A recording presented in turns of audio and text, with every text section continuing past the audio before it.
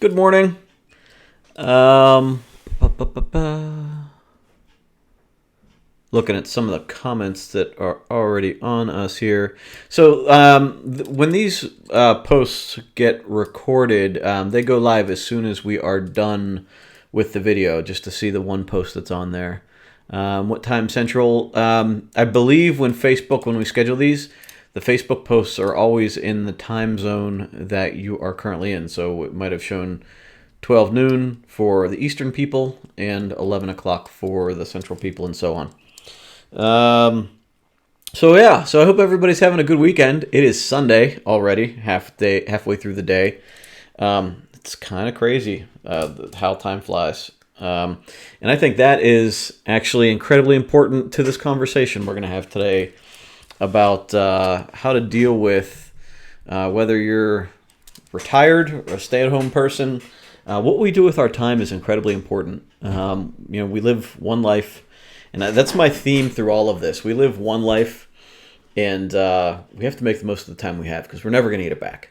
And if you don't have that feeling, you need to find a way to get it, really. I mean, to be bluntly honest, time is flying by, and we got to do what we can to make the most of it and enjoy it. And get to that place where we feel good about ourselves because it's on us. It's only on us. Wendy, thanks for joining me. You got to hear the live call. That's awesome. I appreciate you being here. Amy, good to see you. Good morning in Arizona. And Katie, finally get to see me live. Awesome. Thank you. I appreciate you being here. Good morning, Linda. Thanks for joining me. I'm glad you found it. So we had, yesterday was good. Yesterday was pretty good. I did work a little bit, but we did a lot of running around. If you saw my live video late in the day, went over a friend's house. And if you saw on my Facebook page, the live, or not the live, but the story on my Facebook page, our friend's daughter loves my 9-year-old. And by the end of the night, and it always ends up this way anytime we hang out, she's a little shy in the beginning, but by the end of the night, she was hanging on him, and she doesn't want to let him go. And he's like, Dad. It is hilarious. At 9.5, he's in that place right now where girls are kind of, they're still a little bit icky, but he kind of is starting to understand it. But it's funny. And it's funny, it kind of goes into a little bit the stay-at-home. We sort of have three groups that we're talking about today. The people that don't want to use Define My Day for work, which is perfectly fine. The retired group of people, and then the stay-at-home parents or stay-at-home non-working crowd. And to the non-working or to the stay-at-home parent crowd, or any parents in general, really, it's amazing what kids pick up from their parents. I saw it in a post from someone else online that you can say who you are, to people, and you can put out a fake persona, but your kids can't lie. And the habits and the mannerisms and the things that your kids do are usually a direct reflection of how they're brought up in the house. And they pay attention to the darndest things. Last night, I don't even know what the argument was about, but my 6-year-old and this 4-year-old little girl got into an argument about what my son was or was not allowed to do in the house. And she said, this is my house and you're not allowed to do that, or something like that. And he said, it's not your house, it's your parents' house. And I heard it, and I'm sitting at the table and I'm thinking to myself, where did he pick that up from? Because I am sure that in something my wife and I have said about valuing things and the work that we put into providing a house for our kids, and taking care of what we bought, and taking care of what we own, I'm sure he extracted that message that it's not your house, it's your parents' house. And there's a kind of a two sides of the story there, dichotomy. I mean, it's just you're right, it is your parents' house, but it's also your house, how do you balance that out? And I'm gonna have to talk to him and figure out how he feels about it, because I don't know, of course I want him to feel like it's his house too, right? But it's funny, they pull things out. And the things that become important to a child are, that's why we need to consistently show up with a message that we want them to remember. Because if we don't come up with a message that's strong, they make up their own. And even when we do come up with a consistent message, they still apparently make up their own. So it's very important. And I think that consistency, I think it starts at childhood, but we can develop it in the future. And it's incredibly important to keep that consistency for ourselves. And that, again, goes into this conversation today. Good morning, Anna, in Florida. Yeah, it's actually afternoon now for us. Yeah. Looking forward to hearing about this. Good. I'm glad. And you know what? I really want everyone here to get what they need from this. And this is just like, this is not a topic that we've talked about a lot. So this is almost in a way kind of new for me, although that it's been a topic since Define My Day started. But I know I am not the most practiced in it, so I'm not going to be as clear on this one as I might be with some other stuff. So please help me out if you need clarification. If I'm not clear on something, let me know, and we can get into it. If you have specific questions, let me know. I did see one earlier, and I can't remember who wrote it. I didn't write your name down. I'm sorry, but you talked about being retired, but now having too many interests, and that issue is, I think, an issue that a lot of people have, right? So, and it kind of brings me to this point that I think sometimes if I'm not talking about a subject that's directly related to the person listening, then they sort of check out and say, well, that's not me. And we do that in a lot of ways because we want to belong to a group, right? And we want to identify and see familiar things. But I think that in our case, because we have such a diverse group of users, you have to pick out how it applies to you, right? So the techniques are generally the same. You have to sort of apply it to your own situation, because while we do have varied situations, there are a lot of things common to this process. Having good, healthy habits and routine so that we ingrain in our minds and we create those pathways in our minds to make it easy to do the really healthy things for ourselves to build that foundation. But then also challenging ourselves every day with our priorities that are connected to our goals, right? Those daily activities that challenge us so that we can grow, so that we can under the right amount of stress, people grow and become just a little bit better every day, until we get to that place where we're just, wow, I can't believe I just did that, right?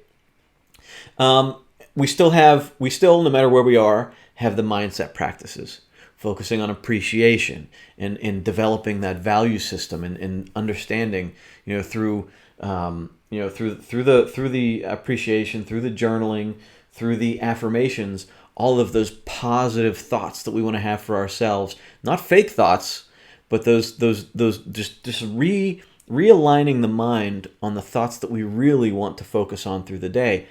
No matter where you are, whether you're at work, retired, in college, a stay-at-home parent, surviving or fighting through a medical issue, all of the processes are the same. It's just how you apply it to your day. So I want to make that real clear that, any of the discussions I have, I might specifically be talking to somebody that is working, but that doesn't mean that the process changes. It just, what goes into it changes. Good morning, Carrie. Looking forward to this podcast that will apply to teachers like me when we are off for the summer. Yeah, very good example, because you're on and then you're off, and that's hard, right? And it's just a completely different life almost. You retire once every year. Still have lots of staff development, planning, and education on our own time without having to check in at the workplace. Yeah. So you have to be actually more disciplined. And I think that's the real key here, is that when we're at work, we have this structure. We have this somebody telling us what to do. And, no matter what, most people, 95% of people, like to have that structure and have that direction. And it's when we don't have that, we sort of drift.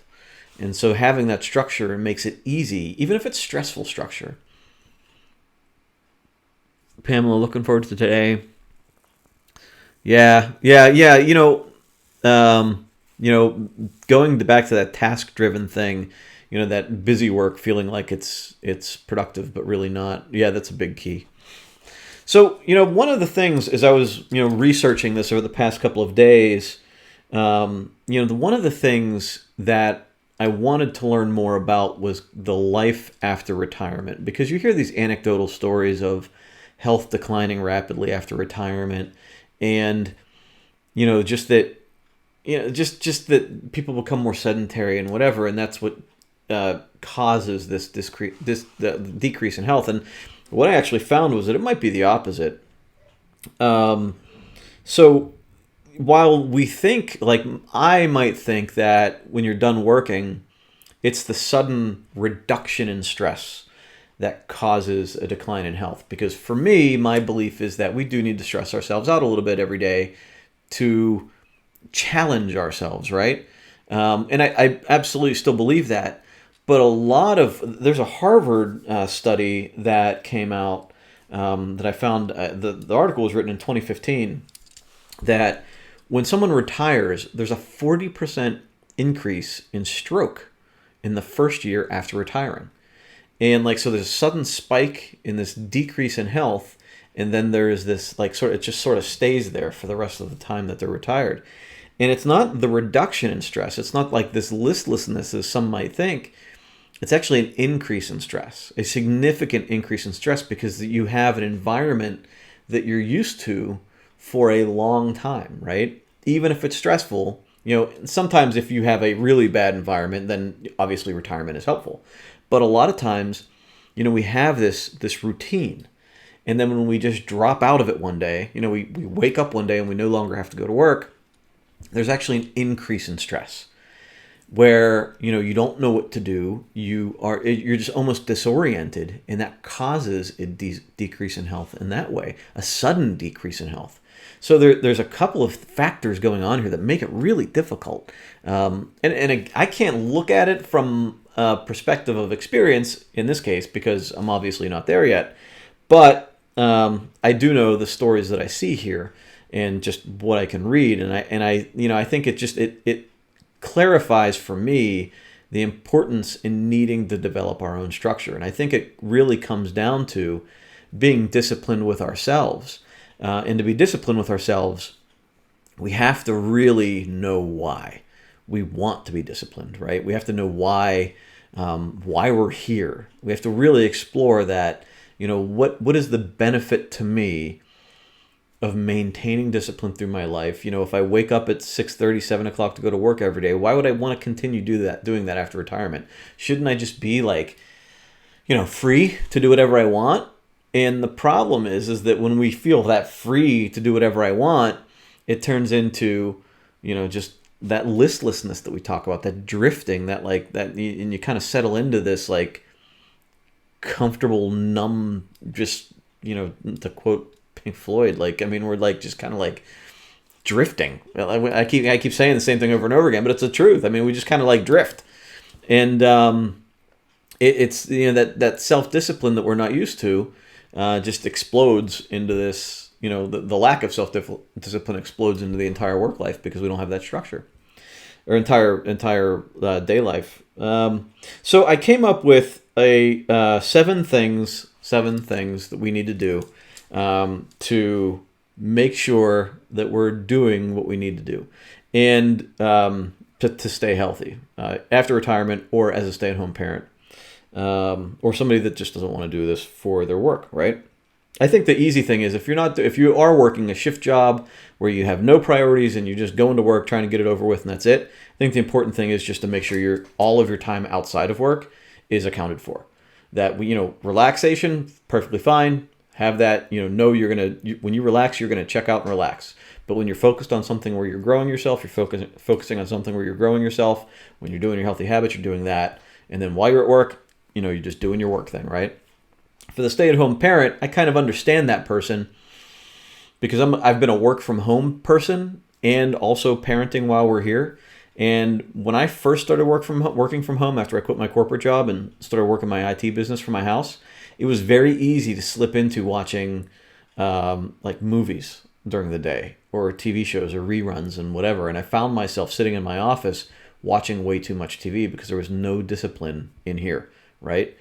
And I didn't have the strategies to get out of that. And I found myself in a very unhealthy place to the point where I needed, like, one of my main motivations to getting a small office was to get away from all my terrible habits.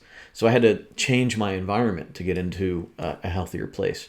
Now, with that in my history, with that experience, now that we got home again, now that we moved out of our bigger office and moved home into this work from home environment, now I'm bringing all of that experience and that past experience of just being in a bad place, in a kind of a lazy place. I know to avoid that now. So the 7 things that I believe, if you're retired or as a stay-at-home person, what you need to do. Number 1 is realize that challenging yourself is incredibly healthy, and I believe absolutely necessary. You can challenge yourself in many ways. I challenge myself in small ways. You've heard me talk about it in the past, where I just try to fight to finish the dishes. Like, it's a challenge. When I have the complicated ones with the crevices, I don't want to do it, and it's easy for me to leave it for later. But I challenge myself to just finish it. Whether it's walking into a room and saying, I'm going to clean this room for 20 minutes, right? I have 20 minutes. I know I can go on my iPad, but instead I'm going to clean this room for 20 minutes. Going outside, doing yard work. Exercise is a big one for me. I will get up and go work out today, whether it's 20 minutes or an hour, whatever it's going to be. That little bit of growth. I will read a half an hour today. I will, like, all of these little points of challenge every day is just practice to be a better person, right? You're the type of person that accepts new challenges, that grows. If you have hobbies, if you have this list of things that you want to do, too many interests, you sort through them and you figure out, like, which one might be easiest to start, which one might be the most fulfilling to start. Something that might be too complicated or too expensive, kind of drop those to the bottom of the list. Figure out what one right now is the best, you're in the best position to start right now, and commit, like, write down a day to do it and just start doing it, right? Just on that day, let's go. But you want to get in this mindset of this, where you want to continually challenge yourself. You can't get, the minute you start to think that I'm done developing as a person, you've lost at that point. Like, it's just like, that's it. It's like, yeah, I have no more to give. I have no more to gain. Life's over. And that's a terrible place to be. And it might not happen like that, but that's the start of the decline, right? That's just the start of just not enjoying it anymore. If there's just no challenge, you're like, it's just not there. And we see it all of the time. When people, complain that they watch too much TV and that they're not doing anything that makes them feel good, but they're distracting themselves with a bunch of stuff. They're not complaining about it because they enjoy doing it, right? They enjoy it in the moment. But in a long-term perspective, from a fulfillment perspective, from a deep-down perspective, they're not really enjoying it.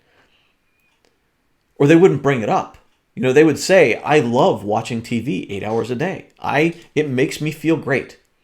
I don't think I've ever met anybody that says that. They say, I enjoy watching all these shows. They say, I don't have motivation to do anything else. But they also say, I hate that I do it. So we need to identify what the problem is and why we can't get moving. And number 1 is this idea that we can stop challenging ourselves after retirement or just as we're going through our day, right? We need to continue to grow ourselves mentally, physically, spiritually, all of it. All right, number 2 is identify the triggers in our lives, the things that trigger us to be unhealthy, the things that trigger us to be avoidant, the things that trigger us into major distractions, and the things that trigger feelings, like things like feelings of unworth or unease, worthlessness, unworth, I don't think is a word. But like, what are those things that trigger us to not do what we feel like we should do? Some of the easy, simple ones for me, triggers might be like if I see a bag of chips, like that triggers me to want to eat something. If for me, a trigger, if I sit on the couch, it triggers me to want to eat something bad, right? Turning on the TV, watching TV triggers me to want to eat. When I wake up in the morning, positive triggers for me, I've identified my leather chair and my salt lamp that sits next to it, that I have no idea if they actually work or not. I just read that they did, so I bought one. There's a salt lamp and a little table where I keep my books in my leather chair. That's where I meditate, read, and define my day, right? That space is a trigger for me. Putting on my tennis shoes in the morning is a trigger for me that I get going. So you can create positive and negative triggers, but you want to identify what makes you feel a certain way, positive or negative, and the more you can identify that, the better. And then you can navigate that, right? And you can like, okay, sitting down watching too much TV triggers me to feel bad about myself. I feel neglectful. I feel resentful, regretful. Whatever that feeling is, then like, why do we continue to do it, right? So let's stop.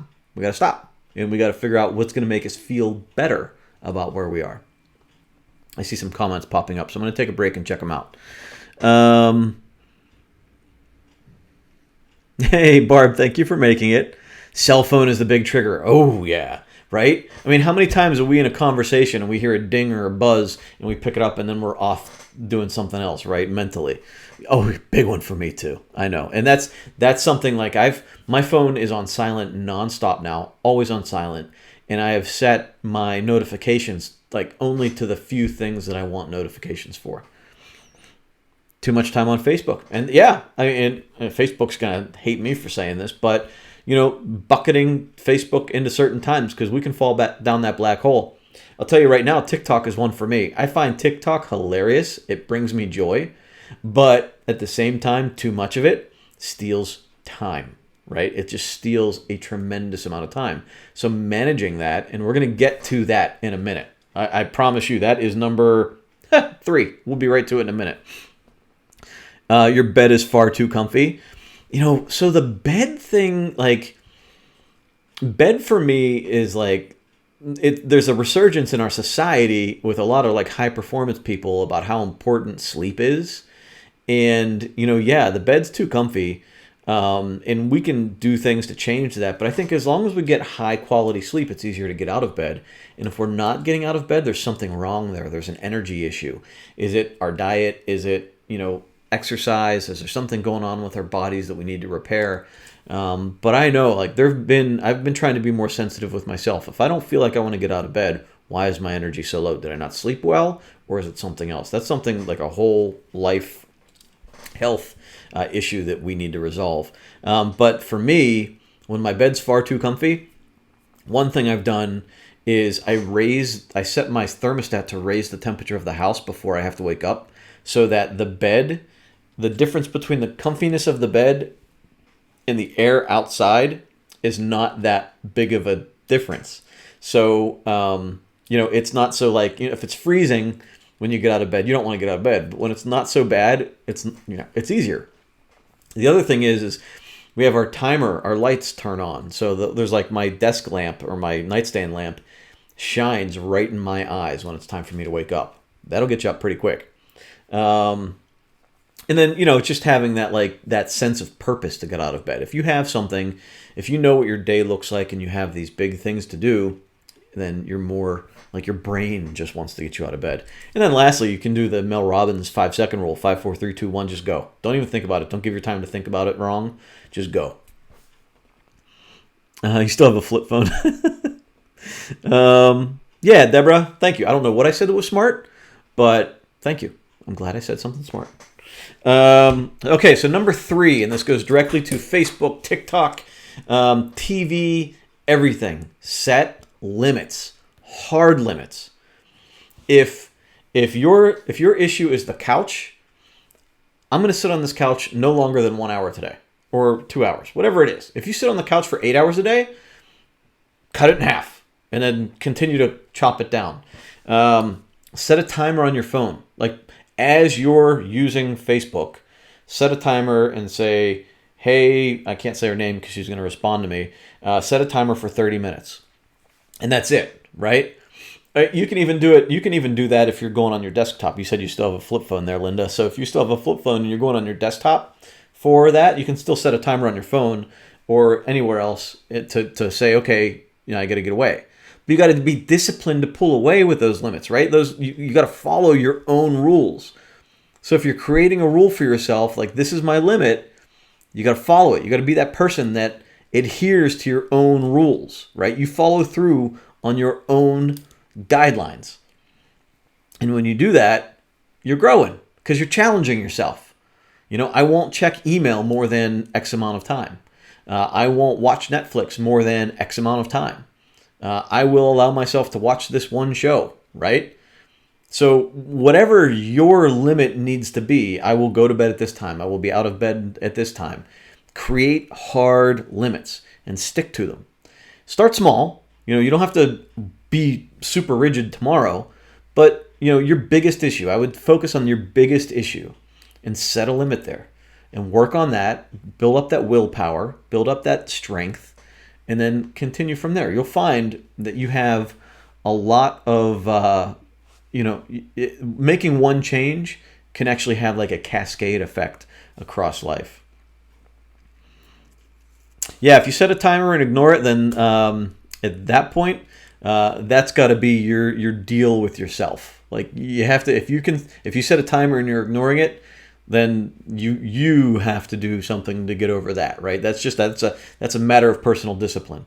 Like you just got to say, like I'm upholding this agreement with myself. I like my recliner and coffee in the morning, but I could really limit it. Yeah, and look, I've been there too, where sometimes I'm there a little bit too long. If it becomes a problem, that's when you have to start saying, okay, alarm, I'm going to get out of bed, I'm going to get on the move. Number 4. This goes into that. Create a work reward program. So this goes into on your Define My Day sheet. Today I will enjoy, or I get to enjoy. I don't get to enjoy it if I don't do my work beforehand. And for me, if I don't do my priorities, I don't get to enjoy this thing. But you can do on a case-by-case basis. I don't get to go on to Facebook if I don't do the dishes. I don't get to watch TV if I don't do, whatever you got to do before then, clean the living room or something, right? Like that, right? Like, so if you create this reward program, like if I follow my timer, then I will allow myself back on later on in the day. Like I can always do it later. So if you create this work reward program, it gives you that little bit of discipline and almost gives you this sense of like, somebody's telling me what to do. I know it's kind of me, but so you get a little bit of structure for yourself, and it's almost like there's this outside force telling you that, yeah, you're allowed to do this, but you still have to do the work that I'm telling you have to do. If you work out, you're allowed to do something. Just make sure it's not too unhealthy, right? We don't want our reward to completely counterbalance the work we did, but give yourself that work reward situation. All right. Number 5, get social. Get social with it. Get a partner, an accountability partner, somebody that maybe is going through the thing with you. If you have interests, this is a good one, where you want to go out and do more. For one, being social, keeps your brain firing, right? It keeps you healthy because being social, we are social animals. We don't want to just sit at home and not socialize with other people or just watch TV. The more social you are, the more it keeps you active and healthy. And if you socialize with other healthy people, then you're more apt to do things, work these things into your daily routine that are healthy for you. Could be whether it's going into a healthy place to eat, a healthy place to exercise or walk, be active. If you don't have anybody like this in your life, go find them. You can go to a fitness class designed for, there's like, I think my grandmother actually went to Silver Sneakers for like 20 years. You can do Silver Sneakers that caters to the retired crowd. You can go to, like the stay-at-home moms. There's like cycling classes. There's all sorts all sorts of things that, like Orange Theory, whatever is good for you, yoga, whatever. But you go there and there's a group of people that are in similar situations. You can socialize with them, you can commiserate with them, but you're doing something healthy. And if you can develop those ties, people that are doing healthy things like that are probably doing healthy things in other ways. So the more you can commingle with other healthy people, you become more healthy. So get social with it, get accountable. Even if you're not saying we are accountable to each other, when you're with healthy people, social people, that sort of develops. Like you just want to kind of fit with that person. So you develop healthier habits yourself.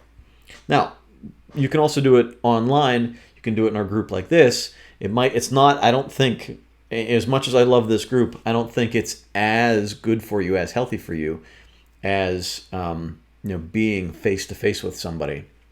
One of the little like minor hacks is like inviting people into your house. Like invite people like that you want to clean up for when they come into your house. That's a good way to like keep like things in order in your house and keep life in order, because you want to look good and healthy to someone else. And I have used these online platforms as a way for that myself too, like listening to podcasts. Like when I have a lack of social input from anybody around me, I can put on a really healthy podcast from somebody motivating with good ideas. I can interact with people in here, and it's extremely valuable. It would be more valuable if the person was right in front of me, but every little bit helps. All right, get social. Number 6, time block, and stick to it. So this is focusing on building and maintaining discipline. So if you take that exercise we did the other day, in the live session, and write down everything that you need to do, and now you've identified the priorities, you've identified the things sort of in the middle, and then maybe you've identified the things that you just want to get rid of. The things that can wait until later, that don't really matter, maybe they're just distractions. So what I would do then is digest all of that and spit it out onto a schedule. So you would write it out on a calendar, on an Outlook calendar, and block in everything that you want to do. Kind of the way that we do the ideal day, right? Block in your meals, block in your obligations, appointments, and things that you can't really change. And then block in the things that you want to do for yourself, or the things that are really important to you. And when you do that, you really, really, really, I cannot stress this enough, you really understand or develop an understanding of the value of your time. And you can see how little time you have to waste in your life. And if you don't have enough to put in there, and you have these gigantic gaps with nothing to do, find something. Volunteer. Help someone else out. That leads me into number 7. Number 7 is connect with your reasons. What do you want to be remembered for? And if you can't fill up a day with activities that make you feel good about where you're going and where you're spending the remainder of whatever time you have left on this earth, then you really need to connect with your reasons for being. Whether it's being active in your church, or volunteering at a soup kitchen, or a women's shelter, veterans, whatever it might be. Find the reason that you're still here. And when you do that, when you have that purpose, it gives you that sense of direction, and it creates so much more value in everything that I've already discussed here. You know, you find there's a purpose for putting up with the crap we put up with. There's a reason to be more healthy. There's a reason to wake up in the morning and get out of that comfy bed when you have that great sense of purpose. And that might just be enjoying time with our kids, our grandkids, you know, our parents. Maybe our parents are older and we have limited time left with them. But whatever it is for you, and if you don't know what it is, this is what I would spend my time doing right now. Exploring purpose every day, rather than avoiding it by watching TV or spending time on Facebook or doing anything else. I would find my purpose. And there are a lot of ways to do it online. I would probably start with Simon Sinek. He even has an online platform that walks you through finding your purpose. But I would read a book about purpose, about finding my meaning. I would talk to people around me. I would talk to, if you go to a church, I would talk to the pastor at your church. I would talk to my friends, like anybody that can give you some insight or help you walk through what your purpose is. I would invest a lot of time into figuring that out. It's the most important thing on this list. If you don't have it, all of the other stuff is so much devalued. So much more devalued. It's yeah. Amy says, I've lost the video. Anybody else having a problem? Anybody else having a video problem? I see it on mine. But that's it. So those are my 7, right? Challenge yourself. Look at yourself as a person that's still growing, that still needs challenges and a bit of stress to continue to grow. So challenge yourself every day. Number 2 is identify the triggers that stop you from growing or that cause you to be avoidant or that distract you from the direction you want to go. Number 3 is set limits on the things that you know you need to limit. You know what they are. Set hard limits and follow those limits. Uphold your agreement with yourself. Number 4 is create a work reward system where I get to enjoy this thing I want to enjoy, but only after I do this thing that's going to help me grow. Number 5 is get social with it. Meet up with people that are healthy for you, that maybe inspire you to push yourself a little bit more. And number 6 is time block and stick to it so you gain a better understanding of the value of your time. And number 7 is commit to your reasons why and think, in the end, what do I want to be remembered for?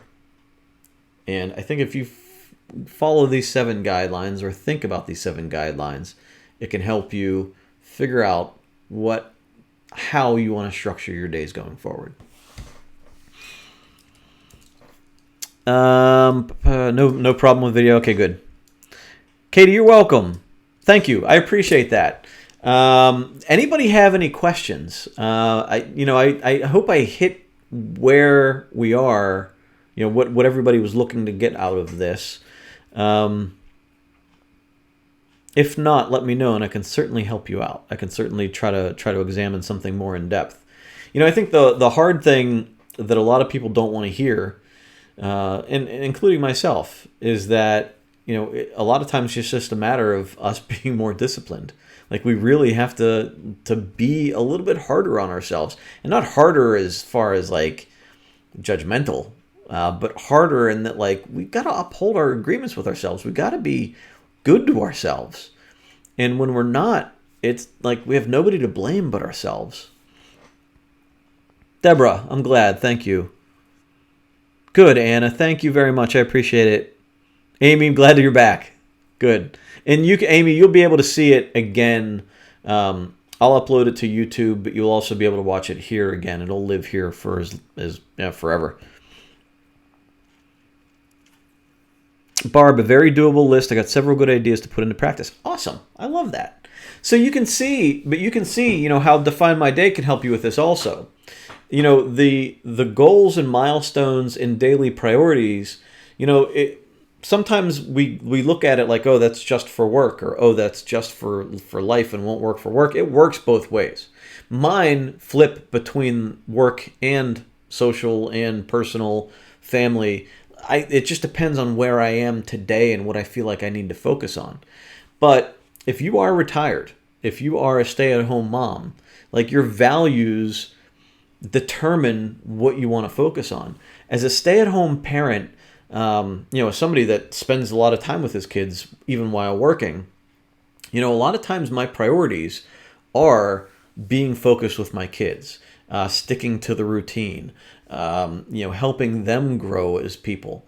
I can imagine, as a retired person, my priorities would probably almost daily be my health, my social relationships, and my spousal relationship. It could also be a spiritual thing. Maybe your priority is reconnecting with God. But whatever it is for you, it can be repetitive. It can be the same thing every day, as long as you're living it. Like, you just have to keep writing it down. If it becomes a habit, if it becomes a discipline, you can move it over to the disciplines list and put something new there. Just continue to focus on that consistent growth toward whatever your overall values are. Linda says, I'm having health issues as well, and anxiety issues. Yeah. And I think that a lot of that, when we're having those problems, exploring our health, our mental health and our physical health is incredibly important. And if we can make small changes to improve it, sleep, water is a big one. Like a lot of people underestimate the importance of, of just drinking enough water. When I find myself hungry, I'll down 12 ounces of water real quick. And, that's one of my deals. Like, if I'm still hungry 20 minutes after downing 12 ounces of water, well, then I get to eat a little something. But a lot of times it's just a matter of just us being thirsty. But if you commit to eating or drinking a certain amount of water, then you won't be drinking the unhealthy drinks, because you just won't be able to physically. But that makes you healthy in also many other ways. Your body operates better when properly hydrated. You're also not taking in unnecessary calories and artificial ingredients. That makes you healthier. And when, as far as anxiety is concerned, a lot of times, now, there are anxiety issues that we should talk about with mental health professionals. I'm not that person. But a lot of times anxiety can stem from things we're just leaving out there and not taking care of. Like, we're not addressing issues that we need to address directly. And when we're not doing that, it creates this anxious cycle. And so we need to identify, like, what's stressing me out? What am I not addressing right now? And when you can identify it through this just exploration of our feelings, journaling and whatever works for you, then as it gets a little clearer, you can say, you know what? I need to take care of this. This is bothering me. I need to take care of it. And when you follow through on taking care of it, you take that step of growth. You're going to make a vision board to these 7 tips. That's awesome. I love you guys. Husband is a positive person to support me. Awesome. That's great. Because that's a hard one. If you don't have a supportive spouse, that's incredibly hard. Trying to find foods that don't cause anxiety or raise my blood sugar. Have had problems with meds before, and trying to see a new shrink could take a few months. Yeah. And none of this is overnight, right? We've spent a lifetime becoming who we are. So unpacking that and steering the ship, right? It's very hard. So you have to give yourself some grace there, right? There's a ton of compassion you have to have for yourself to work through all of this stuff. But yeah, I think that, and for me, I'm on the food thing also with you, like trying to find things that don't impact my blood sugar. I'm trying to eat much more natural food in its original form, maybe boiled or like kind of sauteed down. But trying to eat less meat, less sugar, less bread, and focus more on just natural vegetables, fruits, and lean meats. I'm trying. I'm trying to see how that makes me feel. So far, I actually feel pretty good with it. And they say that you work on your gut biome. You work, probiotics, making sure that you're taking care of yourself with fewer medications. For me, that's the healthy way to do it. Now, consult your doctor on all this stuff, but that's my goal. Yeah, Linda. Yeah, yeah. I think a lot of people are in very similar situations, and it's just a matter of kind of feeling your way through it and thinking your way through it, really. Yeah, and going back to that social group, you have to have positive people. Your husband is there for you, which is great. I think that's an immense positive factor. I can't stress enough the importance of a positive, helpful spouse. They say I read articles many years ago about how the best business decision anybody can make is a good spouse, because that's the person that is going to be there day in and day out to either support you or be a bad influence. So if you have a positive person in your life right there, you are head and shoulders above a lot of other people. And if you can add to that, even better. So yeah, so Simon's books seem to be all work team related, not individual. Is there a title you recommend? I'll look that up. So one of the books that I read recently, um, "Man's Search for Meaning" by Viktor Frankl. He was in Auschwitz. He was in the concentration camp, and that, I'll tell you, the first half of that book was really hard to get through, but it puts things in perspective. So I would recommend that book. It's not the easiest read in the world, but Simon Sinek has a Find Your Why workbook that you can purchase and actually walks you through finding your why. And yeah, while there are a lot of times work related topics, I kind of look at ourselves as our own business, right? Like I look at myself as, like, I might not be trying to make money with this business, but I'm trying to make, whether it's a better world or a better family. Like, I'm sort of treating myself as my own business. So, I understand that it's hard to relate because he does talk about business teams quite a bit, but there's a lot of good content there still. Start with Why was really the first one, and even if